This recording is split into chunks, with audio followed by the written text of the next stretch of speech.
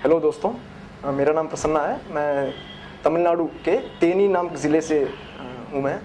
मैंने 2009 के civil service exam को क्लियर किया है और मेरा ऑल इंडिया रैंक है 182 और ये मेरा प्रथम अभ्यास था। ये मेरा पहला अटेम्प्ट था और सिर्फ मैं ही नहीं, इस वर्ष के topper first rank doctor Faisal Shah और थर्ड रैंकर मिस ईवा सहाय, सबका ये पहला अटेम्प्ट था।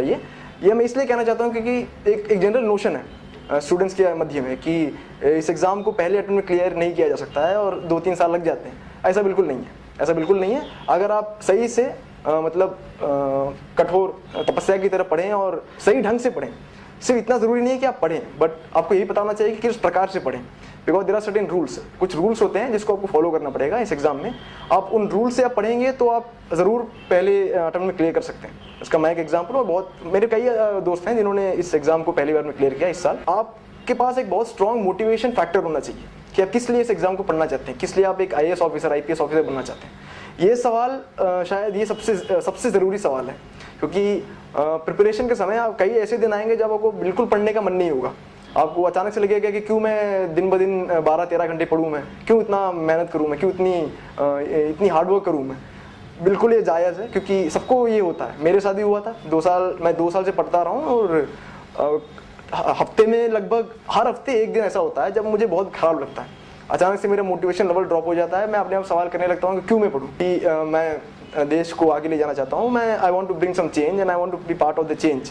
मैं अपने देश के 60 करोड़ शायद उससे भी ज़्यादा गरीब लोगों के लिए कुछ करना चाहता हूँ। This for example. I mean ये जवाब मैंने उस सवाल का ये जवाब दिया था और ये मुझे हमेशा मोटिवेट करता रहा था। तो आपके लिए कुछ भी हो सकता है। ज़रूरी बात यह है कि आपके पास एक जवाब होना चाहिए इस सवाल का। उसके बाद कोचिंग सेंटर्स फॉर एग्जाम्पल, कई लोग सोचते हैं कि बिना कोचिंग सेंटर्स के क्लियर नहीं किया जा सकता है। ये गलत है। बिना कोचिंग सेंटर्स के भी क्लियर किया जा सकता है, लेकिन कोचिंग सेंटर्स आप कोचिंग लेते हैं तो वो आपका काम आसान कर देता है। आसान इस प्रकार से कि वो आपको मटेरियल देता है, आपका प्रिपरेशन मोर ऑर्गेनाइज्ड हो जाता है, मोर सिस्टमिक हो जाता है with the help of coaching centres. तो उस प्रकार से कोचिंग सेंटर्स बहुत जरूरी थे। मैंने कोचिंग लिया था। मैंने दिल्ली के वाजीराम एंड रवि इंस्टीट्यूट से अपना पब्लिक एडमिनिस्ट्रेशन, जो कि मेरा फर्स्ट ऑप्शनल है, और मैंने जनरल स्टडीज़ किया था, और मेरा सेकंड ऑप्शनल ज्योग्राफी मैंने डायरेक्शंस मिस नीतू सिंह दिल्ली, वहाँ से मैंने अपना कोचिंग किया था और बहुत हेल्पफुल रहा था मेरे लिए। मैंने उनसे बहुत कुछ सीखा और मेरे सक्सेस में उनका बहुत बड़ा हाथ है। उसके बाद मैंने अपने इंटरव्यू कोचिंग चेन्नई के मनिधनेयम, एक तमिल शब्द है, इसका हिंदी में इसका मतलब है मानवता, ह्यूमैनिटी, यहाँ से मैंने किया था।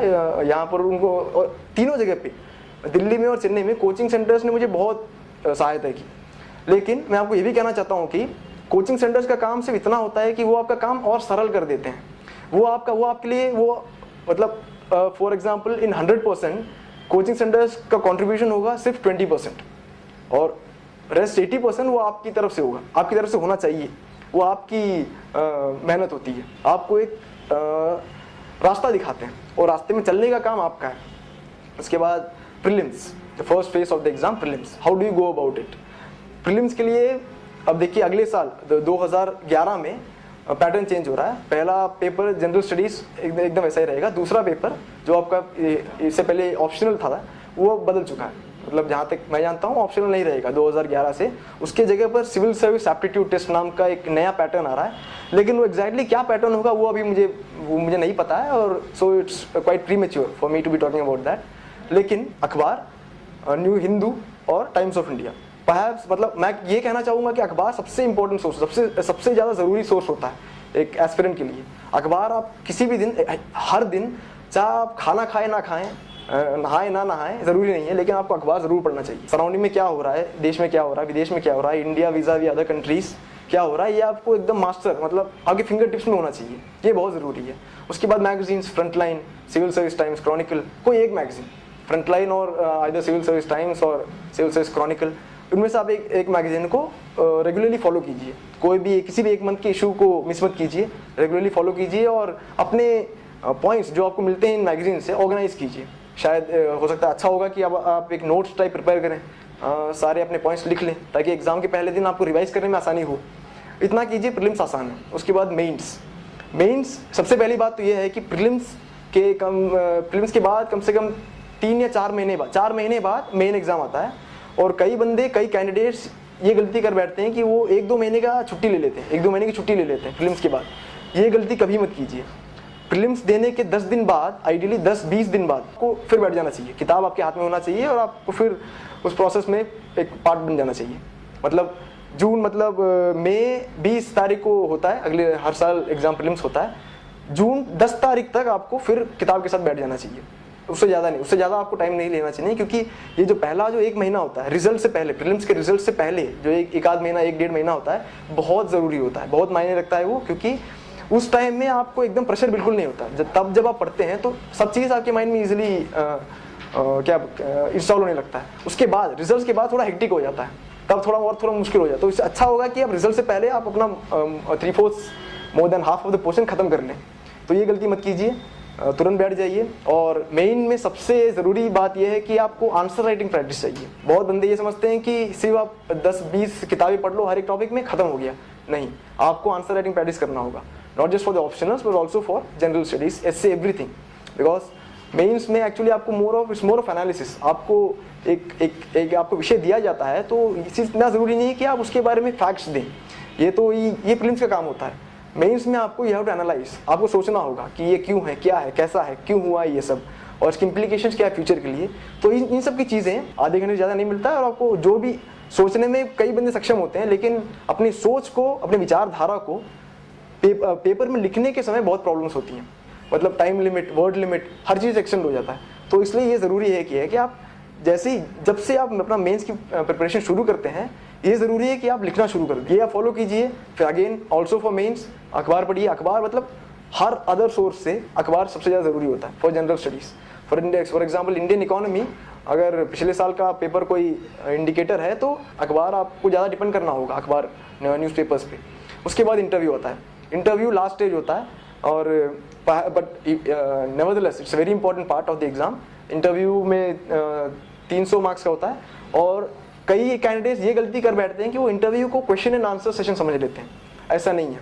Interview is a personality test. वहाँ पर आपके कैरेक्टर, आपके पर्सनालिटी को टेस्ट किया जाता है कि आप में कॉन्फिडेंस है, आप में जोश है, आप में इंटेग्रिटी है, आप में कुछ कर बैठने की वो एक फायर है, ये देखा जाता है। ये आपको निरूपित करना होता है। तो इसके लिए आपको अब ऐसा नहीं है कि आप अपनी पूरी पर्सनालिटी 1 महीने या 1 हफ्ते में बदल सकते हैं, ऐसा कुछ नहीं है। तो आपको अपनी पहले दिन की प्रिपरेशन से आपको अपने आप को मोल्ड करना होगा।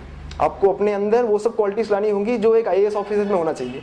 फॉर एग्जाम्पल गरीबों की सेवा करना है, उन सब चीज़ों आपको, जैसे आप आपको गलती देखते हैं अपने सामने, तो आपके अंदर एक फायर होना चाहिए कि मैं उसको कुछ ठीक कर सकूँ। आपको अवेयरनेस होना चाहिए कि आपके आसपास क्या हो रहा है। फॉर एग्जाम्पल आप जब आप प्रिपेयर करते हैं तो अपने एरिया में क्या क्या गलती हो रही है। फॉर एग्जाम्पल दिल्ली में, मैं दिल्ली में 2 साल रहा था। दिल्ली में मैंने ये देखा था कि होटलों में छोटे बच्चों को बहुत एम्प्लॉय किया जाता है। This awareness will give you edge over the other candidate. आपको हमेशा अपने आंखों और कानों को खुला रखना चाहिए। आपको अपनी पर्सनालिटी को मोल्ड करना चाहिए। ये 1-2 दिन में नहीं होता। ये आपको अपने जिस दिन से आप प्रिपरेशन शुरू करते हैं तब से ही आपको करना होगा। और लैंग्वेज, चाहे आप जिस लैंग्वेज में भी इंटरव्यू दें, इंग्लिश, हिंदी, तमिल, किसी में भी कम्युनिकेशन स्किल्स बहुत अच्छे होना चाहिए। क्योंकि जहाँ तक मैंने देखा है, जितने भी बंदों ने क्लियर किया है इस एग्जाम को, इनवेरिएबली सबके पास गुड कम्युनिकेशन, अच्छा कम्युनिकेशन स्किल होता है। उसके बाद बी हॉनेस्ट, बी बोल्ड।